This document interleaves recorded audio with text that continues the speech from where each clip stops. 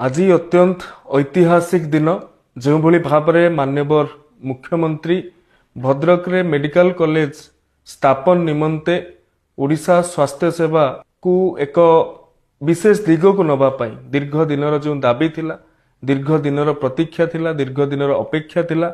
भद्रक जिलावासींकर विभिन्न समाजसेवी संगठन ठारू आरंभ करिकी स्वेच्छासेवी मानक पर्यंत दल मत जाति धर्म निर्विशेष रे प्रत्येकटी भद्रकिया चाहूले भद्रक रे मेडिकल कॉलेज स्थापना हेउ।